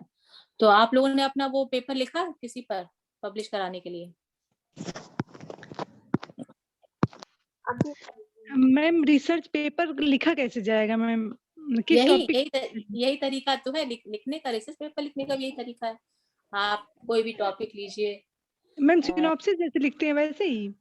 हाँ बिल्कुल ऐसे उसको लिखना रिसर्च पेपर को। उसमें आपको जो उसमें थोड़ा रिजल्ट एंड डिस्कशन भी करना पड़ेगा। आप जो पेपर लिखेंगी, आप कहीं एरिया का थोड़ा सा कहीं क्योंकि एक्चुअल पेपर लिख रहे हैं तो आप 60 ले लीजिए रिस्पोंडेंट, 60, 70, 80 इस तरह के रिस्पोंडेंट ले लीजिए। उससे आप एक डाटा कलेक्ट करिए। डाटा कलेक्ट करने के बाद आप उसमें आप परसेंटेज दिखाना चाहें तो परसेंटेज दिखाइए, इस तरह से कर सकते हैं।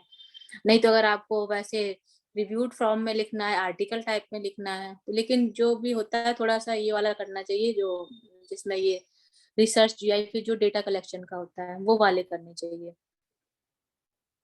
तो पेपर अगर आप लोग को पब्लिश कराना है तो आप पब्लिक एक टॉपिक ढूंढ लीजिए, टॉपिक वो भी मैम आपको इसी तरह से लिखना है। मैम एक चीज और मैम, जैसे जो रिसर्च प्रपोजल बनाया मैंने तो उससे रिलेटेड रहेगा कि किसी भी टॉपिक पे लिख नहीं, वो सकते हैं? किसी भी टॉपिक से। 5 ब्रांच में किसी भी हाँ, बस टॉपिक वैसे मुझे ज्यादा नहीं पता, वो तो क्या वो अर्चना दीदी किसी टॉपिक से भी होगा ना? अर्चना दी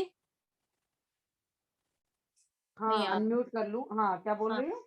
ये कह रही हूँ कि जैसे बच्चे पूछ रहे हैं, जैसे अगर वो पेपर पब्लिश जो कराना है इन लोगों को, वो तो किसी भी टॉपिक से हो सकता है। हाँ हाँ हाँ, हाँ, कोई भी फील्ड ले सकते हो बच्चों। हाँ, आपको अगर जो फील्ड लेना हो। हाँ, आप ये कोई जरूरी नहीं, अगर आप थीसिस कर रहे हैं होम मैनेजमेंट पे, पर अगर आपको लगता है कि आप कोई डाटा कलेक्ट करके, इवन मान लीजिए आप कोरोना पीरियड में ही कुछ देखना चाहते हो, इन्फ्लेशन देखना चाहते हो या उसका इम्पैक्ट ऑन न्यूट्रिशनल स्टेटस देखना चाहते हो, तो वो कुछ भी हो सकता है। ये कोई जरूरी नहीं है कि आप एक ही स्पेसिफिक फील्ड पे चले, कुछ भी हो हाँ, सकता है। कोई भी आप कुछ भी ले सकती, पेपर तो आप किसी में पब्लिश करा सकते हैं। मैम कितने पेज का होना चाहिए ये? कितने पेज का होना चाहिए ऐसा तो कुछ नहीं बेटा, लेकिन तब भी क्या अगर आप चीज लिखोगे तो 4-5 पेज तो आ ही जाएगा टाइप होके। क्या चीज पूछ रहे हो? ये पेपर पेपर कह चाहिए रही है कितने पेज का होना चाहिए, 4-5 बेटा? पेज तो। वो जैसा मैम ने अभी बोला ना, सिनॉप्सिस के लिए भी मैम ने बोला कि हर यूनिवर्सिटी का अलग अलग होता है, ऐसे हर रिसर्च जर्नल के अपने अपने फॉर्मेट होते हैं, तो वो जी उनकी अपनी होती है। कोई कहते हैं 2000 वर्ड्स का हो, तो वो हर रिसर्च जर्नल के अपने अपने स्पेसिफिकेशंस होते हैं, आपको जहाँ पर छपवाना है। कई 3,000 के भी कहते हैं, कई कहते हैं हाँ 3.5 से ज्यादा ना हो, है ना, वर्ड्स वो अलग अलग रहता है। देखो जैसे आजकल बेटा ये वाला टॉपिक जैसे कोविड-19 का जैसे चल रहा है, जैसे the impact of covid pandemic of psychological problems under graduate and post graduate student in, आप कहीं भी कर सकती हो, कानपुर नगर, लखनऊ, कहीं भी। तो आपने अगर कहीं की आप 2 स्कूल ले लो या एक ही स्कूल ले लो, एक अंडर ग्रेजुएट बच्चे ले लो, एक पोस्ट ग्रेजुएट बच्चे ले लो, दोनों में से 40-40 ले लो, ये आपका अलग हो जाएगा, 80 बच्चे हो जाएंगे। तो आप इस पे भी एक बना सकते हो पेपर। अभी अभी हमने अभी करके पेंडेमिक में एक वो करा था ऑनलाइन सर्वे करके, कि इससे जो है क्या न्यूट्रिशनल उसमें फर्क आया लोगों के, और एक फिर वो हाँ, हमने छपवाया था पेंडेमिक में ही, कि जो है हम्म, लोगों को कैसे इफेक्ट करा, इम्पैक्ट हाँ, उसका क्या आया, हाँ, और उनके लाइफस्टाइल में क्या चेंज आया, और ईटिंग पैटर्न में ड्यूरिंग पेंडेमिक। तो ये हमने करके जैसे सैंपल्स पे ऑनलाइन सर्वे कर भेजा था बना करके गूगल फॉर्म, और उसको एनालाइज करके फिर एक अच्छे रिसर्च जर्नल में छपवा दिया उसको भी। अब तो क्योंकि बेटा बहुत आसान हो गया, गूगल पे डालना, आपको गूगल पे ही सारा वो आपको डेटा आ जाता है। मैम आपको देखने को मिल सकता है कि क्या फॉर्मेट था, कैसे बना था? क्या चीज? क्या पेपर? चीज? पेपर तो कोई हाँ भी दे देंगे बेटा, पेपर कोई भी भेज देंगे तुमको, तुम लोगों को। हम्म वो तो किसी भी जर्नल में आप देखना चाहें तो वो आप तो कोई भी जनरल उठाओ, उसमें ढेर अगर सारे अच्छा, होते हैं। आप लोग अच्छा एक सेकंड रुकिए, मैं एक जनरल दिखाती हूँ, ठीक है, कोई भी, है ना, मुझे उठा के लाना पड़ेगा, मैं अभी ला रही हूँ, फिर कोई जनरल को आपको इसमें दिखा। ठीक तब तक मैम। चलो हम इनसे बात कर रहे हैं। मेरे ख्याल से बच्चों अब मुझे लगता है कि मैं सारी ही टीचर्स को मैंने बोला है कि अपने लास्ट जब भी क्लास होगा तो इस तरीके का, क्योंकि मुझे समझ में आ रहा था आपको प्रपोजल नहीं समझ में आया था, तो मैंने इसे सबको बोला है। और सब आई एम वेरी हैप्पी कि अर्चना मैम ने भी बहुत मेहनत करके, मतलब एक बेसिक तो अब आपको आज समझ में आ ही गया है मोटा मोटा, भले बहुत अभी नहीं भी समझ में आया हो, पर ये इंट्रोडक्शन आएगा, मेथोडोलॉजी आएगी, ऑब्जेक्टिव्स आएंगे। और ये भी कोई जरूरी नहीं है कि सारे आपके प्रपोजल में हाइपोथेसिस जाए, इट्स नॉट नेसेसरी कि हाइपोथेसिस सारे वो टॉपिक के हिसाब से बनती है हाइपोथेसिस, जरूरत है कि नहीं है। तो ये सारी चीजें अब, जैसे कल अर्चना आनंद ने भी कुछ रिसर्च टॉपिक बताए थे, अर्चना चौधरी मैम से भी ये बात हो गई थी कि लास्ट में इस तरीके का, तो वो खुद एफर्ट लगा रही हैं, और उन्होंने खुद ही आपको साइज भी बताए, तो सब अब मुझे लग रहा है बेसिक एक छोटा, बहुत बड़ा तो नहीं। और हाँ, दूसरी चीज, कितना यूनिवर्सिटी का कितना रिक्वायरमेंट है, कानपुर यूनिवर्सिटी प्रपोजल कितने वर्ड्स का चाहती है, वो आप देख लीजिएगा, क्योंकि जैसे अर्चना चौधरी मैम ने कहा कि हर यूनिवर्सिटी की अपनी अपनी सिनॉप्सिस या प्रपोजल लिखने की वो होता है तरीका। तो फॉर्मेट अगर यूनिवर्सिटी साइट में आपको मिल जाए तो वहां से देख लीजिएगा वो आपसे कितने उसका एक्सपेक्ट कर रहे हैं और किस किस हेड के अंतर्गत, तो आपको उसी फॉर्मेट में उसको भेजना होगा। तो मोटी मोटी चीजें तो अब समझ में आई गई, जैसे अभी तक नहीं समझ पा रहे थे आप लोग, तो एटलीस्ट ये समझ में आ गया। टॉपिक डिसाइड करने के बाद कैसे इंट्रोडक्शन लिखना है, मतलब इंट्रोडक्शन होगा एक पहला जिसके बारे में लिखोगे, फिर ऑब्जेक्टिव्स, फिर मेथोडोलॉजी। इतना तो मुझे लग रहा है कि समझ में आया होगा आज, बहुत ज्यादा नहीं तो थोड़ा तो कुछ सब। हाँ ना बोलो बेटा, हम उसी हिसाब से आगे के क्लासेस प्लान करते हैं ना।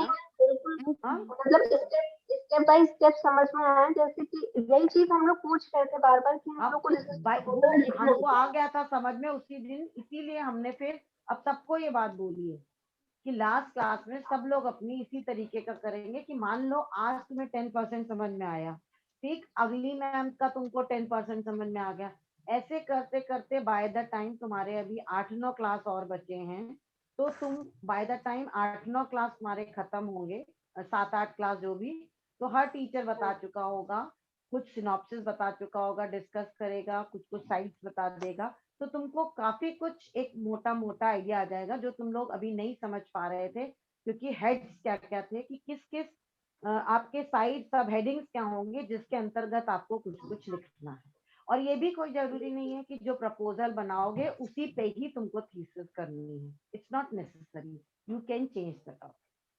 ठीक है, चलो अर्चना आप आ गई हैं?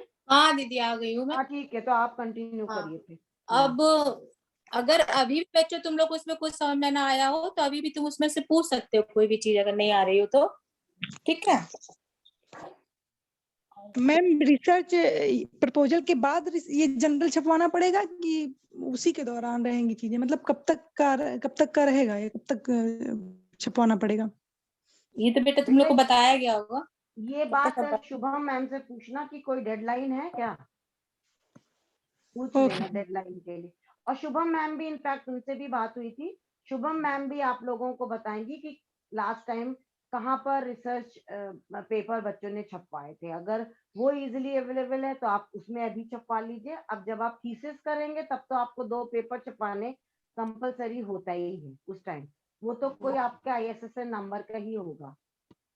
और अभी आप मैम भी बताएंगी तो हम भी उनसे अभी याद से मेरे दिमाग से उतर गया था, मैं भी पूछ लूंगी कि कोई डेडलाइन दी गई है क्या, तब तक बच्चों को रिसर्च पेपर छपवाना है। ठीक है, चलो अर्चना आप कंटिन्यू करो। मैम एक चीज और, मैम ये क्लासेस के बाद जो है रिसर्च प्रपोजल वो प्रेजेंटेशन देनी पड़ेगी कि उसके पहले ही? बेटा ये बात तो तुमको कोऑर्डिनेटर ही बता पाएंगे ना, तभी तो मैं कह रही हूँ शुभम मैम से बात करेंगे। आप लोग भी अगर जो शुभम मैम के पर्सनल उस पे पर्सनल वाले पे मैसेज करके पूछ लीजिएगा, और मैं भी उनको पर्सनली फोन पे बात करके पूछ लूंगी याद से। ठीक है, चलिए वर्षना आप कंटिन्यू करिए। हाँ हाँ देखो बच्चों, एक वो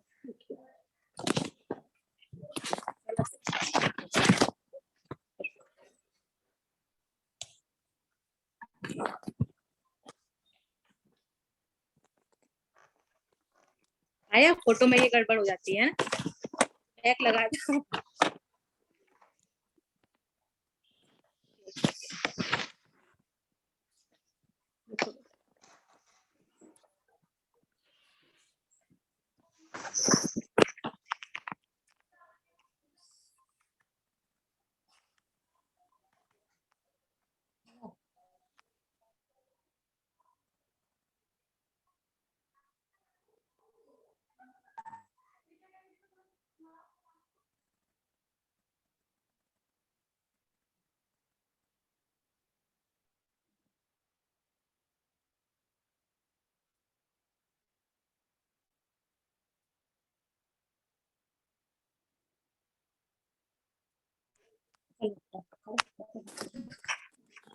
अब बता रहा हूँ, फोटो आ रही है?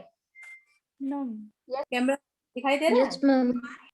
ये देखो, एक ये है जनरल, लेकिन तुम लोग को तो उसमें उल्टा दिखाई नो मैम। फोटो आ रही है तुम लोग उसमें? नहीं मैम, सीधा दिख रहा है मैम, सही दिख रहा है, उल्टा दिख रहा है। ठीक है, तो ये है international journal of home science है, ये आपका ये पीयर रिव्यू जर्नल है। ठीक है, ये होता है इसका एक जर्नल, दिख रहा है? तो इस सब जर्नल पे क्या होता है कि आपका अलग, ये आपका जो फ्रंट ये पेज है, कि इसमें जैसे इसमें ये लिखा हुआ है कि वो ISSN नंबर सब में लिखा रहता है, और कब आपका प्रिंट हुआ, कब क्या है, ये सब चीजें इसमें लिखी रहती हैं।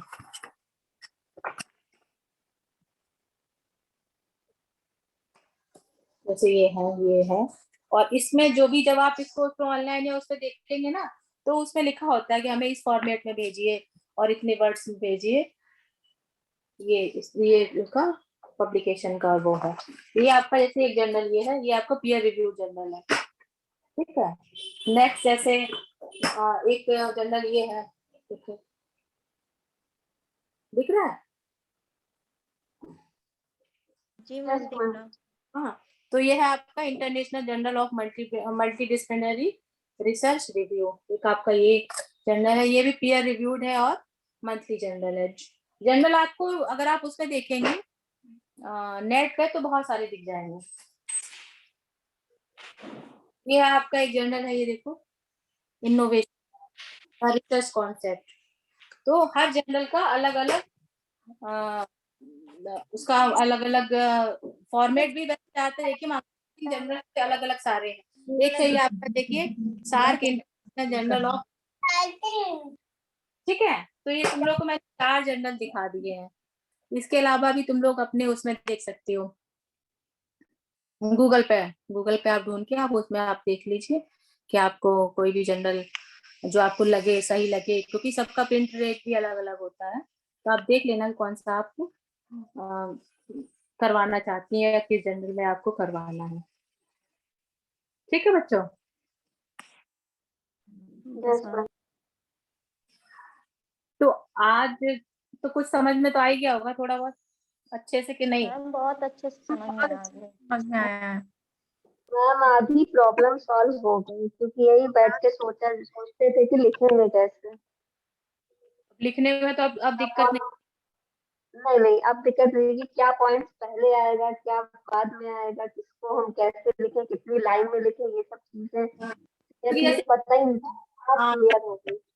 जैसे जो हिंदी का है तो एक्चुअली में और जो है मेरे पास वो इंग्लिश में लिखे, तो मैंने तुम लोगों के लिए हिंदी का जो टॉपिक था उसके बारे में बताया था। जैसे किशोरावस्था का जो तुम लोग को बताया था ना, कि पूर्व किशोरावस्था में अगर टॉपिक लिया है, माना कुछ भी लिया हो, लेकिन तो इसीलिए मैंने तुम लोग को वही वाला टॉपिक लिया कि पूर्व किशोरावस्था का जो है, तो उसमें आपको जो भी आपने इंट्रोडक्शन लिया, तो आप कुछ भी इंट्रोडक्शन ले सकती है। माना आपने कोई न्यूट्रिशन से संबंधित कोई टॉपिक लिया, कोई संचार के लिए या कम्युनिकेशन के लिए कोई टॉपिक लिया, या फिर आपने अगर सीडी से जैसे मैंने आपको जो आपको प्रपोजल वो दिखाया था जो सीडी का था, आपने अगर सीडी से कोई लिया, और अगर आपने कोई टेक्सटाइल से लिया, टेक्सटाइल से अगर कहीं आपका करना है, कहीं आपको कहीं का जैसे कहीं वो होते हैं ना जो मिल्स होती हैं, आपको उसका करना है, या कहीं के आप बाहर जाके आपको वहाँ के परिधानों के बारे में, या वहाँ पर किस तरह के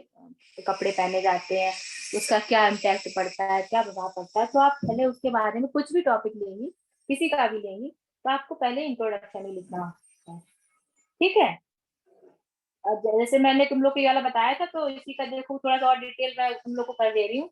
जैसे आपने वो लिया, ये वाला टॉपिक लिया किशोरावस्था में बच्चों पर फास्ट फूड का प्रभाव। तो फास्ट फूड में आप पहले तो आप मेन वही लिखेंगे क्या है, जो क्या आवश्यकता है आपकी, जो खाना है या रोटी कपड़ा मकान है वो सबके लिए आवश्यक है। उसी से आप वहां से आपने स्टार्ट किया, फिर आप फास्ट फूड के बारे में लिखेंगी, पोषण लिखेंगे, मतलब क्या न्यूट्रिएंट होता है।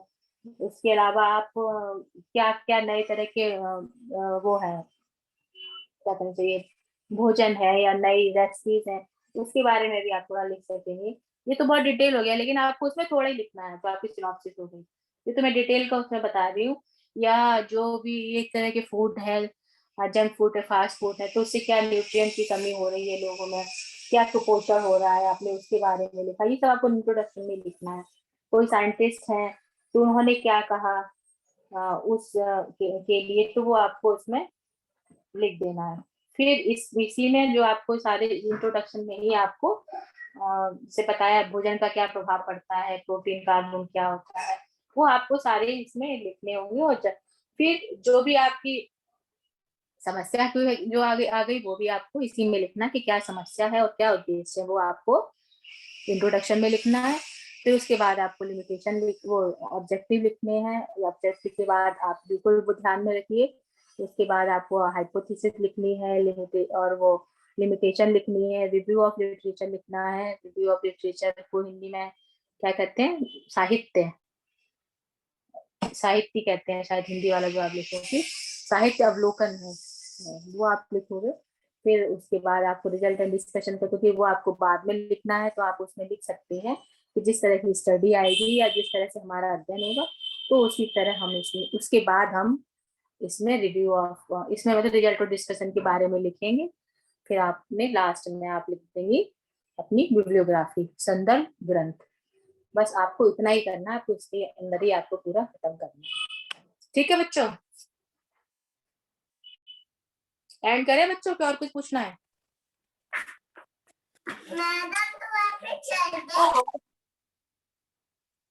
अर्चना दी, अब एंड कर देते हैं। चलो अर्चना, थैंक यू सो मच, क्योंकि हमको एक तो फर्स्ट ऑफ ऑल बच्चों, a good teacher is always a good learner, इसलिए हमें ऐसा लगता है।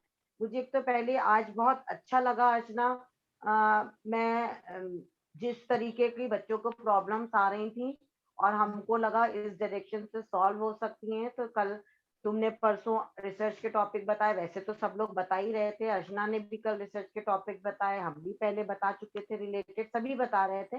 पर ये एक जो हुआ कि लास्ट के उसमें जरूर कुछ थीसिस, सिनॉप्सिस और प्रपोजल डिस्कशन सब लोग करते चलेंगे, तो हर बच्चा अगर 10% भी किसी टीचर की बात समझा, तो अल्टीमेटली इनका पर्पस सॉल्व हो जाएगा मोटा मोटा, इनको जो प्रपोजल नहीं आ रहा था। तो मुझे लगता है आज, हाँ, आज काफी कुछ इनको ये हेड्स पता चल गए कि कैसे मेथोडोलॉजी, कैसे ऑब्जेक्टिव, कैसे कैसे बढ़ना है, तो ये एक डायरेक्शन में बढ़ पाएंगे।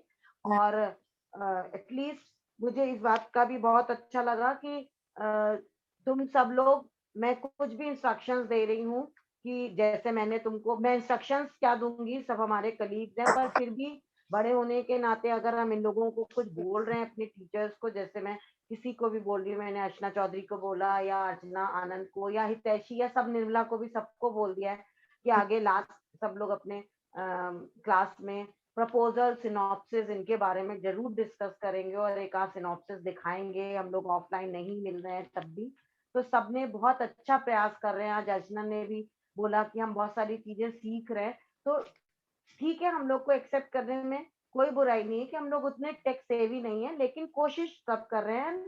वो प्रयास अगर आपके लिए, हमें ऐसा लग रहा है आज आप लोग ने जैसे हाँ बोला तो उससे समझ में आया, तो एटलीस्ट आपको कुछ चीजें अब समझ में आ गई हैं, और आगे भी हम ऐसा उम्मीद कर रहे हैं। अभी 28 तारीख को, 2 तारीख को और आगे की जो भी क्लास लगाई है, सब टीचर्स से मेरी बात हो गई है कि वो आपको ऐसे ही बताती चलेंगी। और अर्चना मैम थोड़ी आज रिलक्टेंट हल्की सी थी शुरू में जब प्रपोजल की बात हुई, but Archana, thanks a lot, you did it very well. अच्छे से तुमने बच्चों को समझाने की कोशिश करी, और मुझे लगता है बच्चे भी हमारे काफी समझ गए हैं मोटी मोटी चीजें जो प्रपोजल में जानी है, और अपना यस मैम, बहुत अच्छा मैम पर्पस समझाया। सॉल्व हो रहा है। हमारा बस मेन एम इन होम साइंस क्लासेस का ये है कि टुगेदर वी ऑल कैन, कि हम सब मिलके, क्योंकि अकेला मेरे करने से कुछ नहीं हो रहा है, मेरे क्योंकि इंस्ट्रक्शंस ये लोग फॉलो करते हैं जो हम कहते हैं, और हम अपने प्रयास करते हैं, और ये उस प्रयास को सब लोग करने की कोशिश करते हैं, उस पर अमल करने की, उस डायरेक्शन में चल पड़ते हैं। तो उससे अगर बच्चों का बेनिफिट हो रहा है, अल्टीमेटली हमारा बस यही एम है हम सब लोगों का कि बच्चे हमारे अल्टीमेटली कहीं से भी सफर नहीं है। So I think we were able to do justice. Ashna, you did full justice. So a big round of applause for you for that. चलो बच्चों, हमें लगता है आज काफी कुछ, अब तुम लोग बता दो, कोई दिक्कत तो नहीं हुई ना? नो मैम, देखो आ रहा है मेरे पास धमाधम मैसेज, कुछ समझ में आया। यस, बाय द टाइम तुम लोग का ये खत्म होगा, 7-8 क्लास और रह गए हैं, सब टीचर्स बताती चलेंगी, तो तुम लोगों की ये समस्या भी जो आ रही थी, नहीं सॉल्व हो पा रही थी, वो हो जानी चाहिए। मैम सबसे ज्यादा समझ में आया आज। हाँ बहुत दिनों से मैम परेशान हो रहे थे इसके लिए। मैम हाँ, तो बस वही है ना कि बस यही सोचा ना बैठ करके कि कैसे कर सकते हैं हम इसको। तो बस यही समझ में आया कि सब लोग अब लास्ट में यही बात बताओ बच्चों को। हमारी नहीं समझ में आएगी, किसी दूसरे की समझ में आएगी, दूसरे की नहीं समझ में आएगी, तीसरे की। मेरी 10% आई, किसी की 20% आई, तो मिला के 100% तुम लोग उसको कर ही दोगे। हम सब लोग मिलकर 100% दे ही देंगे। हम लोग अपना दे देंगे, तुम लोग अपना दे दोगे, and we will be successful, है ना? Yes ma'am. ठीक है, बस चलो फिर कोई दिक्कत है और तो बताओ, तो उसका भी समाधान खोजें फिर। हर चीज का समाधान तो मिल बैठ के आई, देखो आज उसका भी निकला ही। का भी हो गया, आप लोग अभी से लिखना शुरू कर दीजिए। आप एक और मैंने पेपर भी इजी मैं लिखना बताया शुरू कर दूं? हाँ, ये देखो इतना कोविड-19 कहीं के पास का तो स्कूल ले लो, कॉलेज ले लो, उसमें आप कर लीजिए। क्या जी टाइम मैम। बचता है। कभी भी स्कूल को जब वो बनाते हो अपना एरिया ऑफ स्टडी, तो आपके लिए हमने ये शायद अपने न्यूट्रिशन एजुकेशन वाले क्लास में 3 ही बच्चे थे जब हमने वहां ली थी दीदी में, तो हमने ये बात बोली थी। हमेशा आपके लिए डेटा कलेक्ट करना बहुत आसान हो जाता है, क्योंकि एक बहुत सारे बच्चों का डेटा आप एक साथ कलेक्ट कर लेते हो। Yes ma'am. तो कोरोना है, तो अभी भी बच्चे थोड़े रिलक्टेंट है, पर धीरे धीरे we are coming back to normal, है ना? तो चीजें अब धीरे धीरे सामान्य की ओर बढ़ रही हैं। तो हम लोग कोशिश कर सकते हैं, तुम स्कूल का भी कर सकते हो, तो इस तरीके या कॉलेज का कुछ भी, मतलब वो तुम्हारे ऊपर है कि तुम्हारा क्या फील्ड है और किस जगह पर तुम करना चाहते हो, तो जी वो मैम। देख लो। पर पता नहीं क्यों मेरे को ऐसी पॉजिटिव वाइब्स आ रही हैं कि बच्चों को अब समझ में आ रहा है कि किस डायरेक्शन में चलना है। मैम बहुत अच्छे से आज की क्लास में समझ में आया, वरना बहुत दिनों से इसके लिए बहुत ज्यादा टेंशन हो रही थी कैसे करेंगे। तो बेसिकली क्लियर था हम लोगों का। फिर हम बात वो है ही नहीं, बात तो यही है ना, फिर हर चीज का एक सोल्यूशन है। मैं हूं ना, नहीं हम लोग है ना, मैं अकेले नहीं, मैं अकेले तो I am nothing, I am zero. पर हम जब अपने सारे सुपरवाइजर्स के साथ खड़े होते हैं, आई बिकम 10, मेरे आगे एक जीरो लग जाता है, एक 1 लग जाता है। तो उसी 1 लग जाने के कारण ही ये अब संभव होगा कि आप लोगों को सब समझ में आए। हाँ बोले, कौन बोल रहा है? हमें लग रहा है हेलो। ठीक है बच्चों, कोई और दिक्कत, कोई और चीज चाहते हो तो हम उसके बारे में भी फिर वर्कआउट करें कि आगे आने वाले क्लास में कैसे उसको सॉल्व करवाऊं। मैम हाँ जैसे ये शेड्यूल हम लोगों को पता चल जाता कि कब जो है मिड टर्म होगा और कब ये प्रेजेंटेशन होगा, तो थोड़ा सा मैडम आगे के लिए अच्छा हो जाता हम लोग, हमको खुद ही क्योंकि नहीं पता था परीक्षाएं भी कि शुरू होने वाली हैं मैम। हाँ बच्चे, हमको खुद ही नहीं पता। देखो अभी तो हम लोग कोशिश करके इसी वीक 10 तारीख के पहले तक सारी क्लासेस खत्म कर देंगे। तुम्हारा होम मैनेजमेंट का सिलेबस खत्म, तुम्हारा उसका टेक्सटाइल का खत्म हो चुका है पूरा, जी एक्सटेंशन का थोड़ा सा पोर्शन रह गया, इम्पैक्टफुल कम्युनिकेशन मैसेजेस, और उसके संग हमने हितैषी मैम को भी कह दिया यही सिनॉप्सिस और प्रपोजल बनाने का। अर्चना जी आनंद मैम। का भी रह गया है पीडी का पोर्शन, और निर्मला मैम का भी। तो वो इस तरीके से करके थोड़ा सा न्यूट्रिशन का एक जरा सा रह गया भारती मैम का, फिर उनको भी बोलूंगी सिनॉप्सिस करना। तो अभी हम लोग को खुद नहीं क्लियर है, हम देखते हैं, हम मैम से बात करते हैं, कोऑर्डिनेटर मैम से, शुभम मैम से, तब आप लोग को जी मैम। बताएंगे। अभी ये है, तुम लोग अपने प्रपोजल पे थोड़ा दिमाग लगाओ, थोड़ा सा पेपर पे भी दिमाग लगाओ, कोई भी एक पेपर।